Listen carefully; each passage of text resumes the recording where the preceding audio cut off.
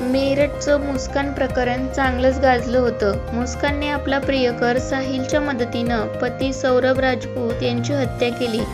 त्यानंतर त्याचा मृत्यूदेह एका मोठ्या निळ्या ड्रममध्ये टाकून त्यावर सिमेंट ओतलं होतं. आता असंच एक प्रकरण समोर आलं आहे. या प्रकरणात खळबळ उडाली आहे.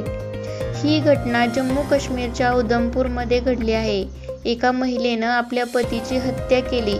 त्यानंतर तिने आधी आपला पतीचा मृत्यूदेह जाळला. त्यानंतर त्याच्या अर्धवट जळालेल्या मृत्यूदेहाचे तुकडे केले. हे तुकडे तिने प्लॅस्टिकच्या बॅगमध्ये भरले आणि ही बॅग तिने डोंगरावरून खाली फेकली. धक्कादायक म्हणजे या घटनेत या महिलाचा कोणीही प्रियकर नव्हता. या घटनेत कोणताही प्रेमाचा अँगल समोर आलेला नाही.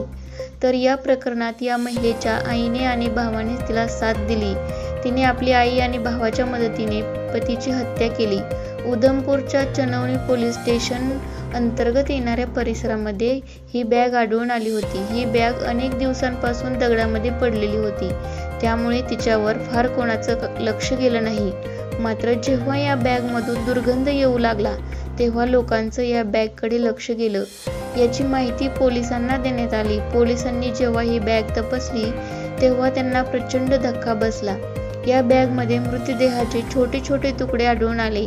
या प्रकरणात पोलिसांनी अज्ञात व्यक्तीविरोधात हत्येचा गुन्हा दाखल करून तपासाला सुरुवात केली. तपासाला सुरुवात केल्यानंतर प्राथमिक तपासामध्ये हा मृतदेह रवी कुमार नावाच्या व्यक्तीचा असल्याची माहिती पोलिसांना मिळाली. पोलिसांना त्याच्या पत्नीचा संशय आला. पोलिसांनी तिच्याकडे चौकशी केली असता तिने सुरुवातीला उडवाउडवीची उत्तरे दिली. मात्र त्यानंतर पोलिसांनी तिची अधिक चौकशी केली असता तिने हत्येची कबुली दिली आहे. समोर आलेल्या माहितीनुसार रवी कुमार हा उधमपूरमधील एका छोट्या खेडेगावात राहत होता.